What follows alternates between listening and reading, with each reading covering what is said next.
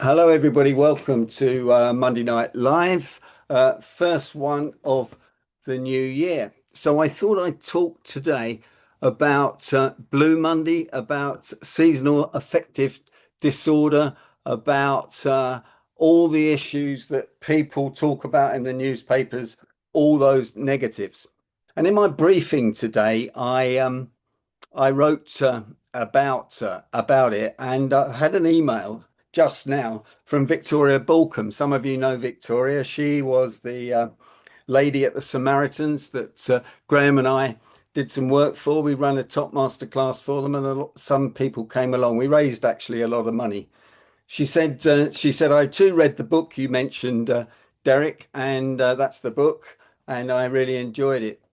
I have a fun fact for you. Blue Monday, which you mentioned, it's got the interesting origin and a great connection to the Samaritans. Blue Monday actually originates from a press release in 2005 by a UK travel company to boost holiday sales in the new year. The Samaritans retake and rebrand this into what we call Brew Monday. We ask people to join us and reject the day. We all have our good days and our bad days, and those aren't for the calendar to decide. You'll see a few things on our social media next week to recognize it. Sadly, Victoria can't join us today. But as I was saying, I'm a consummate book buyer, and I always go into Foyles at Waterloo Station and buy a book. And a couple of weeks ago, I was fascinated by this book, How to Winter, because I've always felt a little bit groggy in the winter, and I think everybody does. And I picked it up, and because Kari had studied at the University of Tromsø, the most northerly university on the planet. And we visited Tromsø, Mark and I, in August when it was still quite dark, even in August. I thought I'd do a little session on SAD, and let's see what comes out of it. So thanks for joining us. So let's go. So there's been extensive research onto seasonal SAD, affected disease, or whatever we want to call it, but there's very little research on how people successfully live with winter. What's the missing ingredient? Mindset. And funny enough, Kari studied at Stanford University with Carol Dweck, the author of Mindset, which has sold over 1 million copies of her book. Fabulous book. Like most books, 3 or 4 really powerful points that we all need to take on board.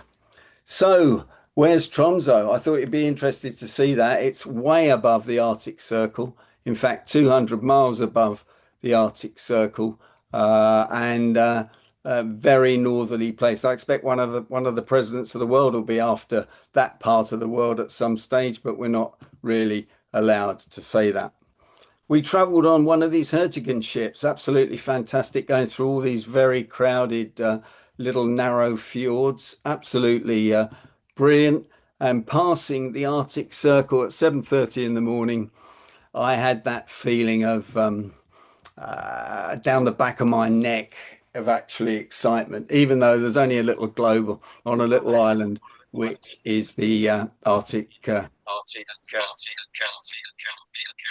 Circle. I got a bit of feedback there. Okay, don't know what to do about that. Oh, it's gone away. That's good. Yeah, 69 degrees north is Tromsø. Seriously, seriously north. On the way, we went through the Troll Fjord where the ship goes in, which was absolutely staggering. And I thought I'd just show you that was midnight in August in northern Norway. Anyway, the work that's been done in Tromsø, with a population of 80,000 people, one of the largest Arctic cities, in fact, the third largest city above the Arctic Circle. It experiences around 2 months of continuing darkness each winter. They'll be looking forward to the end of January, but surprisingly has low rates of SAD, seasonal affective disorder. In fact, the rate of it is lower than in Oslo, which was a fascinating discovery when Kari did her work.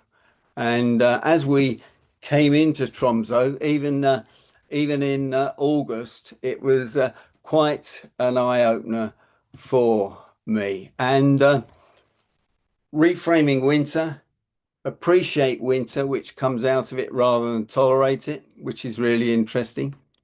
Make it special, not second best. Go outside because of winter, not despite it. And I thought about this a lot recently over the last week since I read the book.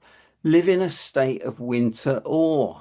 Listen to the birds. Watch it as it gets light. It gets light here in Guildford about 7:15 in the morning and gets dark about 4:30 at the moment. We've got about three-quarters of an hour of extra light at this point.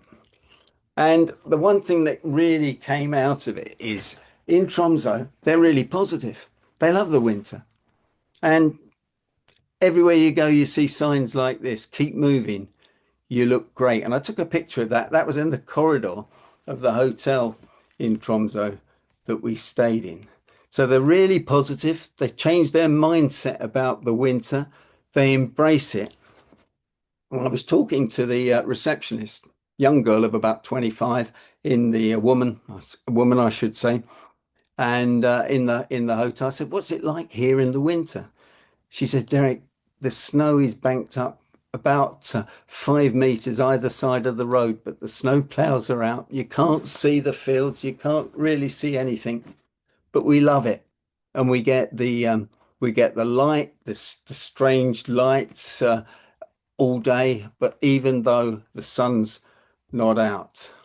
So perhaps instead of moaning, perhaps instead of Blue Monday, which is probably next week, the newspapers will be making a fortune out of that. We should be embracing it. And there's a few tricks by changing your mindset. And I just thought I'd mention, as some of you know, that I'm a mad keen sports fan, and we went into the bar and watched the first Arsenal Premier League game in a bar in Tromso. But these bars are absolutely terrific, the bars they've got in there. And of course, there it is very, very warm indeed. My final slide on this is winter isn't something to endure, it's a season to reframe. So I'll stop sharing there, and I'll stop the recording and take questions after I've stopped it.